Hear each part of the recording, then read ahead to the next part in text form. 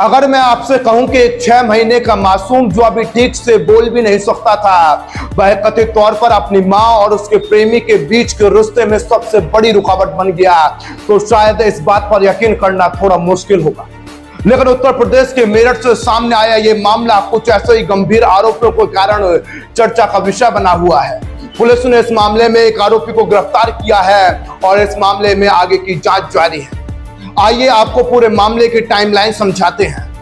Police के मुताबिक सहारनपुर की रहने वाली शबाना के इंस्टाग्राम पर विशाल नाम के युवक से दोस्ती हुई। समय के साथ साथ दोनों के बीच बातचीत बढ़ी और ये दोस्ती देखते ही देखते कथित तौर पर प्रेम संबंध में बदल गई। दूसरी ओर शबाना शादीशुदा थी और उसका 6 महीने का बेटा समीर भी था। अब आते हैं 12 जुलाई पर। पुलिस के अनुसार इसी दिन शबाना अपने बेटे समीर को दवाई दिलाने का बहाना बनाकर घर से निकली और सीधे मेरठ पहुंची, जहां उसकी मुलाकात विशाल से हुई। दोनों एक होटल में रुके। जांच के मुताबिक इसी दौरान बच्चा लगातार रो रहा था। यहीं से मामला एक गंभीर मोड़ ले लेता है। पुलिस का आरोप है कि विशाल ने शबाना से कहा कि वह बच्चे को अपने दोस्त के घर छोड़कर आता है ताकि दोनों आराम से मिल सके। शबाना ने कथित तौर पर बच्चे को विशाल के साथ भेज दिया, लेकिन पुलिस का दावा है कि विशाल बच्चे को दोस्त के घर नहीं ले गया।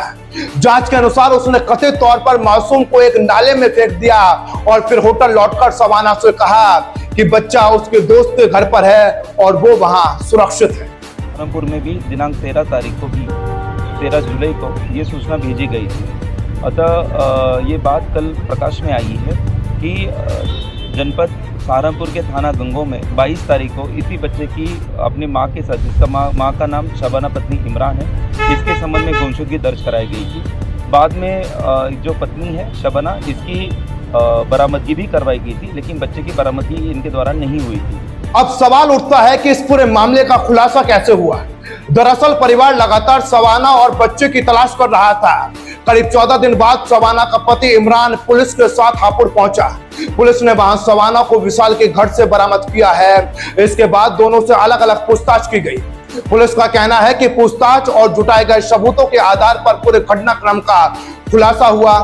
इसके बाद आरोपी विशाल को गिरफ्तार कर लिया गया है। मामले में आगे की जांच जारी और पुलिस अन्य पहलुओं की भी अब पड़ताल कर रही है। देखिए, सादर अवगत कराना चाहता हूँ कि 12 जुलाई को थाना नौचंदी क्षेत्र में एक बच्चे का शव नाले से बरामद हुआ था। पुलिस ने तुरंत वहाँ पे फॉरेंसिक टीम एवं अन्य सीसीटीवी फुटेज को देखते हुए शव के लिए पोस्टमार्टम कराया गया था और बच्चे की शिनाख्त हेतु आजू बाजू के जनपद में इस बार भी सूचना भेजी गई थी, जिसमें जनपद सहारनपुर में भी दिनांक 13 जुलाई को ये सूचना भेजी गई थी।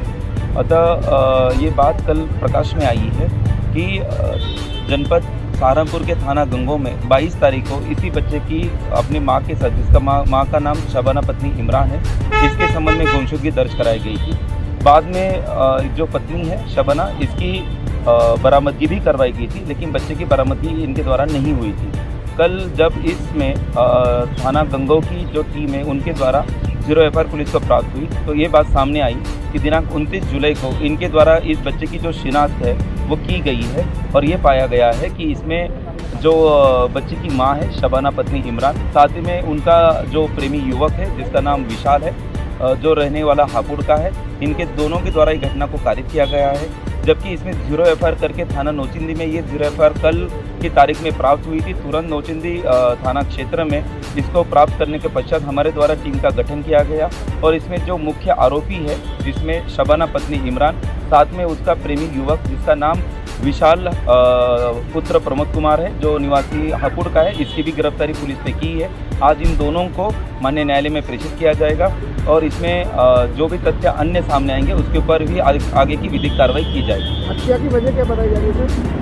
देखिए, ये बात सामने आ रही है कि जो शबाना है बच्चे की माँ, वो और विशाल, ये दोनों पिछले कुछ दिनों से उनके प्रेम संबंध थे और 12 तारीख को महिला के द्वारा ये और विशाल जो है इनके द्वारा ही इस बच्चे की हत्या कर दी गई। अब इस मामले में कुछ बातें समझनी जरूरी हैं। पहली बात, अभी जो जानकारी सामने आई है वह मुख्य रूप से पुलिस की जांच और आरोपों के आधार पर है। अदालत में सुनवाई और सबूतों के आधार पर ही अंतिम कानूनी निष्कर्ष निकलेगा। दूसरी बात यह कि यह मामला एक बार फिर दिखाता है कि सोशल मीडिया पर बनने वाले रिश्ते अगर जिम्मेदारी और समझदारी के बिना आगे बढ़े तो उनके परिणाम बेहद गंभीर हो सकते हैं। हालांकि किसी भी अपराध की वजह सिर्फ सोशल मीडिया नहीं बल्कि लोगों की व्यक्तिगत फैसले और कथित आपराधिक कृत्य होते हैं।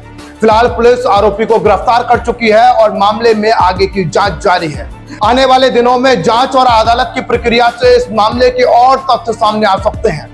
आप इस पूरे मामले को किस तरह देखते हैं? अपनी राय हमें कमेंट करके जरूर बताइए।